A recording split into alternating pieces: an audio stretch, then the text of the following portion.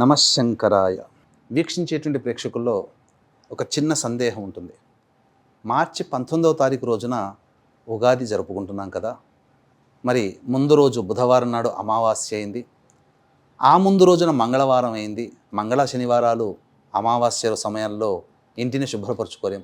మరి ఎప్పుడు శుభ్రపరచుకోవాలి, పూజా మందిరం కానీ ఇల్లు కానీ ఎలా శుభ్రపరచుకోవాలనే మీమాంస చాలామందికి ఉంటుంది.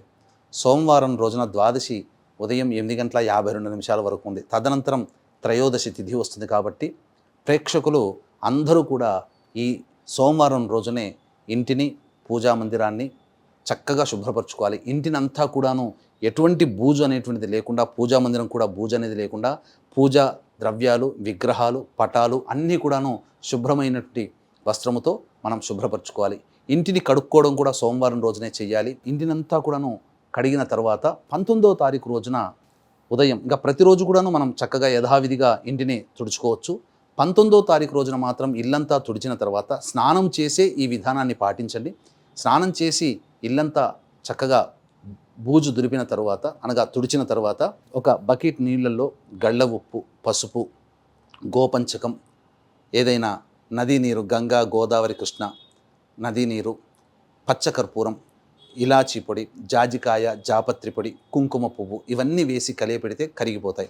ఆ తదనంతరం శుభ్రమైనటువంటి వస్త్రంతో ఇల్లంతా కూడాను చక్కగా ఆ తడిబట్టతో చక్కగా తుడిచి, దేవతా మందిరాలు, పూజా ద్రవ్యాలు, అలాగే ఈ సంబంధించినటువంటి చిత్రపటాలను కూడా ఆ విధంగా తుడిచిన తర్వాత ఇంట్లో 10 గ్రాములు మైషాచి మరియు 20 గ్రాములు లేదా 30 గ్రాములు ఈ గుగ్గిలము, మరి 30 గ్రాములు సాంబ్రాణి వేసి ఇల్లంతా కూడాను ధూపం పడితే ఆ ఇంట్లో నకారాత్మక శక్తి తొలగిపోయి దేవతా శక్తి ప్రవేశిస్తుంది. ఆ ఉగాది దార్భ్యత మీ కుటుంబం సుఖ సంతోషాదులు సకల సంపదలతో చేసుకున్నటువంటి పూజా విధానం వల్ల మన ఇల్లు అష్టైశ్వర్యాలతో తలతూగుతుందని చెప్పవచ్చు.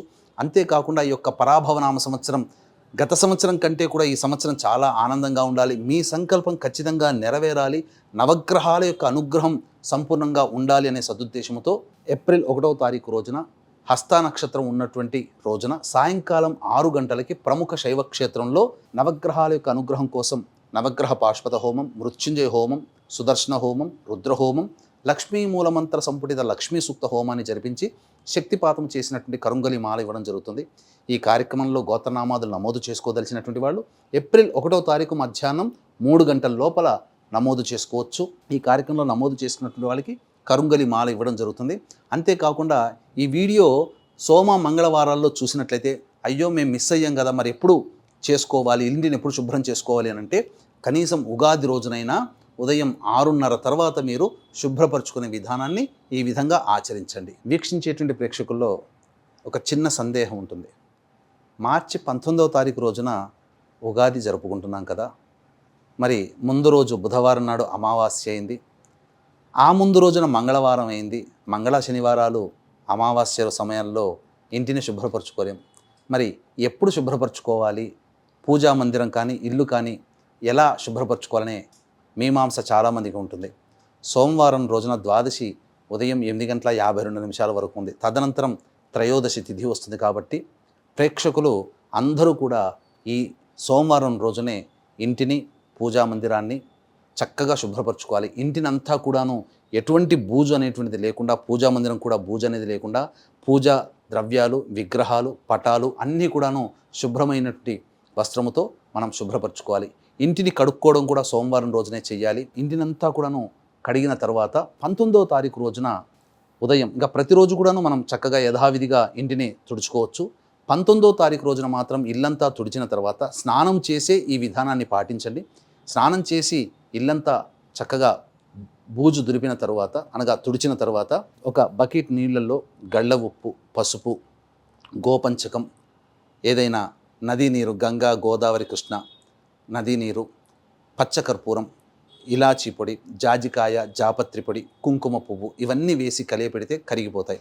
ఆ తదనంతరం శుభ్రమైనటువంటి వస్త్రంతో ఇల్లంతా కూడాను చక్కగా ఆ తడిబట్టతో చక్కగా తుడిచి, దేవతా మందిరాలు, పూజా ద్రవ్యాలు, అలాగే ఈ సంబంధించినటువంటి చిత్రపటాలను కూడా ఆ విధంగా తుడిచిన తర్వాత ఇంట్లో 10 గ్రాములు మైషాచి మరియు 20 గ్రాములు లేదా 30 గ్రాములు ఈ గుగ్గిలము, మరి 30 గ్రాములు సాంబ్రాణి వేసి ఇల్లంతా కూడాను ధూపం పడితే ఆ ఇంట్లో నకారాత్మక శక్తి తొలగిపోయి దేవతా శక్తి ప్రవేశిస్తుంది. ఆ ఉగాది దార్భ్యత మీ కుటుంబం సుఖ సంతోషాదులు సకల సంపదలతో చేసుకున్నటువంటి పూజా విధానం వల్ల మన ఇల్లు అష్టైశ్వర్యాలతో తలతూగుతుందని చెప్పవచ్చు. అంతేకాకుండా ఈ యొక్క పరాభవనామ సంవత్సరం గత సంవత్సరం కంటే కూడా ఈ సంవత్సరం చాలా ఆనందంగా ఉండాలి, మీ సంకల్పం ఖచ్చితంగా నెరవేరాలి, నవగ్రహాల యొక్క అనుగ్రహం సంపూర్ణంగా ఉండాలి అనే సదుద్దేశంతో ఏప్రిల్ 1వ తారీఖు రోజున హస్త నక్షత్రం ఉన్నటువంటి రోజున సాయంకాలం 6 గంటలకి ప్రముఖ శైవ క్షేత్రంలో నవగ్రహాల యొక్క అనుగ్రహం కోసం నవగ్రహ పాశుపత హోమం, మృత్యుంజయ హోమం, సుదర్శన హోమం, రుద్రహోమం, లక్ష్మీ మూలమంత్ర సంపుటిత లక్ష్మీ సూక్త హోమాన్ని జరిపించి శక్తిపాతం చేసినటువంటి కరుంగలి మాల ఇవ్వడం జరుగుతుంది.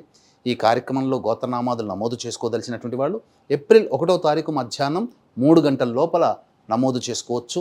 ఈ కార్యక్రమంలో నమోదు చేసుకున్నటువంటి వాళ్ళకి కరుంగలి మాల ఇవ్వడం జరుగుతుంది. అంతేకాకుండా ఈ వీడియో సోమ మంగళవారాల్లో చూసినట్లయితే అయ్యో మేము మిస్ అయ్యాం కదా, మరి ఎప్పుడు చేసుకోవాలి, ఇంటిని ఎప్పుడు శుభ్రం చేసుకోవాలి అని అంటే కనీసం ఉగాది రోజునైనా ఉదయం 6:30 తర్వాత మీరు శుభ్రపరచుకునే విధానాన్ని ఈ విధంగా ఆచరించండి.